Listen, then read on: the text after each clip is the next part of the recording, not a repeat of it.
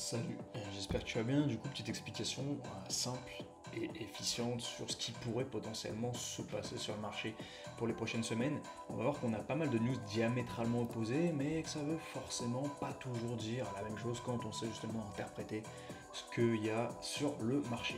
Du coup, première des choses que je vais faire, c'est que je vais aller sur l'euro USD. Là, on va pas faire de fondamental au début, on va aller directement sur du technique et je vais vous montrer un petit peu ce que j'ai fait.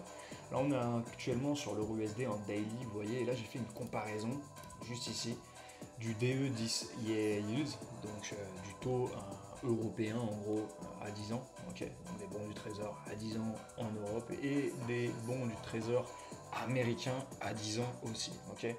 Donc là, ce que ça nous montre, c'est que clairement, eh ben, vous voyez qu'on a des taux, le différentiel montre du coup une hausse. Donc forcément, on devrait avoir un euro USD, vous voyez que c'est bien dans les targets, qui devrait aller en haut. Et là, comme on le voit, vous voyez, on a toujours la target de 1.20 de Goldman Sachs, donc on l'attend et on la surveille.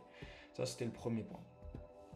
Là, pareil, donc là, le S&P 500, vous voyez qu'il est vraiment descendu depuis notre all-time high qui était ici le 30 octobre, si je crois bien dire, ouais.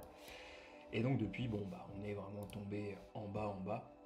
Tac, juste rechecker. Hop, juste là, voilà, c'était le 30 octobre. Maintenant, qu'est-ce qu'il y a? Là, vous voyez qu'on est venu prendre notre salsa liquidity juste ici avec un bon petit doji qui a pris pas mal de liquidité, hein, ouais, on peut dire jusque là, jusqu'au 20 octobre.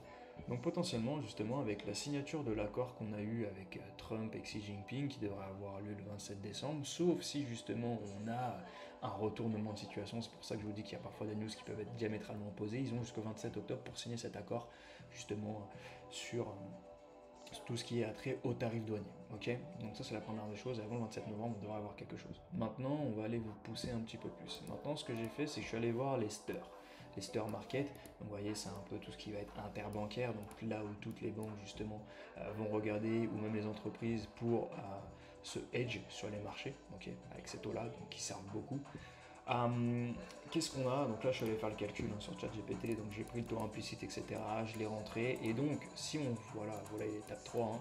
D'après le calcul, une baisse de taux sur le mois de décembre est déjà partiellement et entièrement intégrée par le marché. Grâce au prix futures, on a un taux implicite à 3,56. Ok. Sauf que, vous voyez ici, quand je vais là, la semaine dernière, je crois que ici, on en avait un petit peu plus. Ou non, peut-être on était à 33 ici, d'une baisse de taux. Vous voyez. Là, on a presque la parité.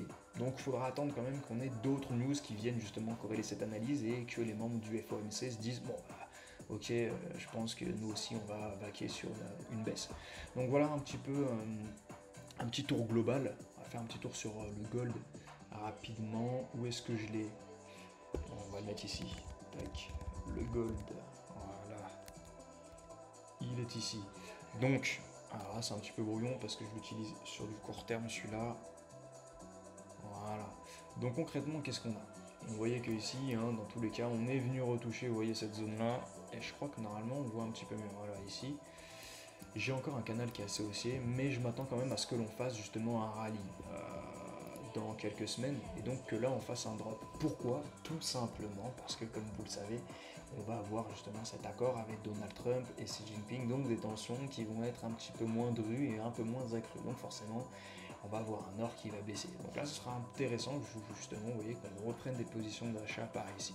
Bref, sachant qu'on va aussi avoir le money supply, la monnaie M2, hein, qui va du coup réaugmenter, il va y avoir un ruissellement. Je rappelle le delta de temps de 3 mois, vous pourrez voir, il y a un article sur Axon-Capital News.crd.co qui en parle très bien, que j'ai moi-même écrit du coup, et qui va vous aider à comprendre pourquoi justement toutes ces choses-là imbriquées vous donnent justement un bon trade et de bonnes options. Ok, donc vous pourrez aller voir le M2 et ça vous servira justement à comprendre le ruissellement de liquidité. Mais voilà, grosso modo, moi ce que je vois, c'est quand on va avoir un gold qui va encore un petit peu baisser, on peut avoir un euro USD qui lui va peut-être stagner dans cette partie-là avant justement de créer un autre boss.